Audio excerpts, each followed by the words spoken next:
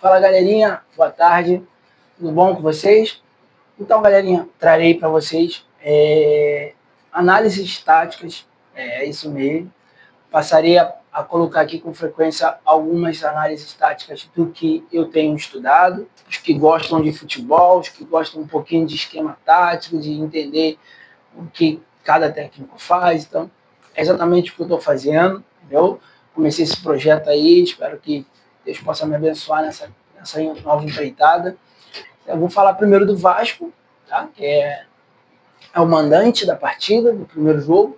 Eu vi numa formação de 4-4-2, eu deixei até aqui como exemplo nessa formação, que vem na maioria das vezes. Analisei os últimos 6 jogos e o Vasco vem com essa formação. O que eu acho de problema nessa formação? É que aqui, dos 4, 3 são volantes. A maioria do meio campo tem mais qualidade para defender do que para armar jogada. Mas qual é o problema disso? O problema é justamente pelo modelo de jogo que o Carille usa, que é o quê? Usar os laterais para armar jogada. Eu reparei os 2 últimos 6 jogos do Vasco, só tem usado dessa maneira. Aí o Felipe Coutinho cai para segundo atacante e a referência do ataque sempre é o Verratti. Então sempre fica assim. O ataque do Vasco, na maioria das vezes, os pontas para essa bola alçada, que é o principal jogada do Vasco, é sempre os laterais. Quando não tem, sempre esse meio daqui da ponta, auxiliando o lateral a puxar a marcação para que ele saia com mais liberdade, cruze para o Verratti. Qual o problema disso, Diego? Você me fala. O problema disso é justamente pelo fato dos laterais subirem, você ter 3 volantes para ajudar na marcação, entendeu? Mas você não ter um meia de qualidade, tirando o jogador Felipe Coutinho, um meia de qualidade aqui para auxiliar numa segunda bola, num passe para quebrar linha, num passe surpresa para justamente continuar usando os laterais, porque ele tem 3 volantes. E é o que a torcida do Vasco tem questionado bastante. Nesse jogo contra o Flamengo, eu acho que isso aqui é prejudicial para o próprio Vasco. Lógico, o Vasco não pode sair atacando, batendo de frente com a equipe que é o melhor ataque e melhor defesa do campeonato. Porém, você não tem criatividade nenhuma no meio campo. Não tem nenhuma criatividade no meio campo. Você tem Hugo Moura, você tem Tietê e você tem Jair ou Matheus Carvalho, se não me engano. Então você acaba não tendo tanta qualidade na saída de bola. Você teria mais para defender, entendeu? E é o que a torcida do Vasco tem questionado bastante nas redes sociais, na própria arquibancada, que tem vaiado bastante a equipe, porque o Vasco não tem um esquema tático sólido, entendeu? Uma variação tática, um passe entre linhas, uma triangulação, não, ele só tem um esquema, procurar o Verratti. Com quem? Com os laterais. Porque nos últimos 6 jogos que eu acompanhei o Vasco ganhou 2, empatou 2 e perdeu 2. Eu acho que esse esquema tático não é o ideal para o Vasco. Eu acho que ainda falta um meia ali para ajudar nessa articulação, nessa questão para armar jogadas. Mas aquela questão, né? É um clássico. Um clássico entre Flamengo e Vasco, um dos maiores clássicos do país, se não for o maior clássico do país. Mas que tudo pode acontecer, porque são 11 contra 11. Mas, na minha visão, é um esquema tático que não ajuda o Vasco, não traz nenhum tipo de garantia de um bom futebol apresentado. Não traz. Mas, como eu falei, é clássico e pode acontecer. Pode. Só que o que a torcida quer, além de uma vitória, é demonstração de futebol dentro de campo. E é o que o Vasco, nesses últimos 6 jogos que eu analisei, não tem entregue, entendeu? Para a torcida. Então, eu acho que é uma coisa que se deve e muito melhorar se for continuar com o técnico que tem. Porque ele insiste em colocar 3 volantes. Então, 3 volantes, na minha visão, não ajudam o Vasco em nada. Agora vamos falar do Flamengo, né, que é o adversário do Vasco, que também vem numa formação de 4-4-2, mas na maioria das vezes, ou quase sempre, varia bastante na própria partida. Eu vou explicar isso para vocês mais para frente. mas geralmente fica nessa formação aqui, com o Pulgar auxiliando mais na saída de bola.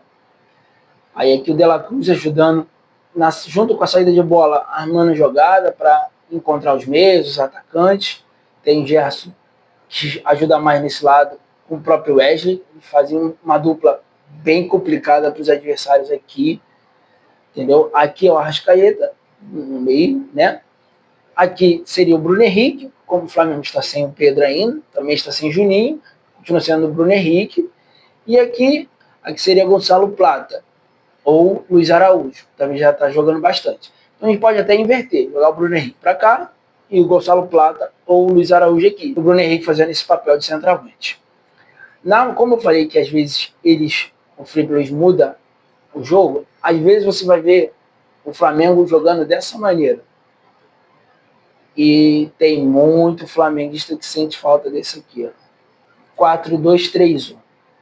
Essa formação foi bastante usada por Jorge Jesus em 2019, entendeu? Aí aqui seria ainda o De La Cruz e o Pulgar, a Rasca aqui, o Gerson aqui, entendeu? O Luiz Araújo ou o Plata aqui, porque também já jogaram no lado esquerdo, e o Bruno Henrique fazendo o papel de centroavante.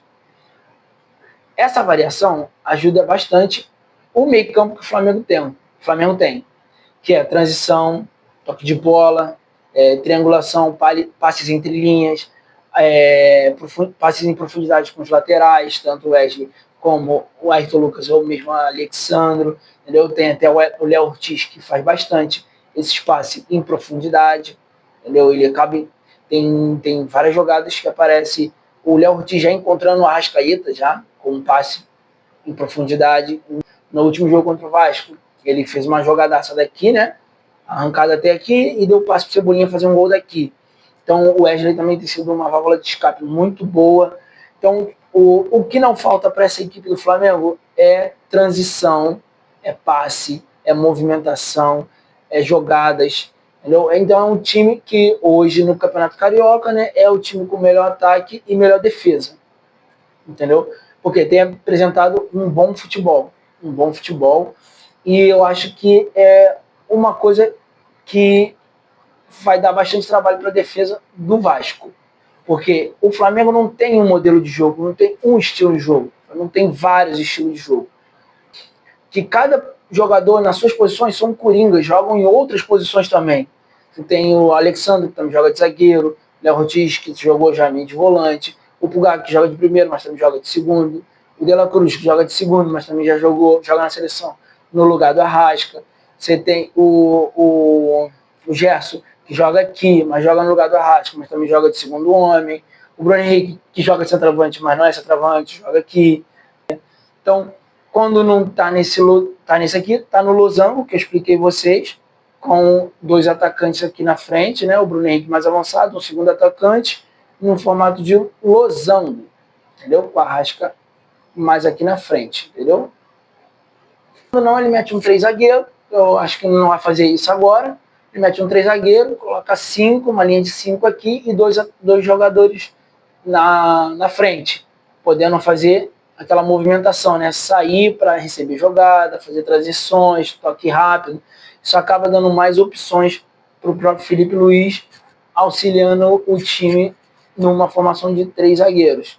Aí acaba o Pulgar ficando, De La Cruz avançando, junto o Gerson fazendo o duplo aqui com o Wesley, Bruno Henrique de referência e um jogador de habilidade, tipo o Plata, o Luiz Araújo, entendeu?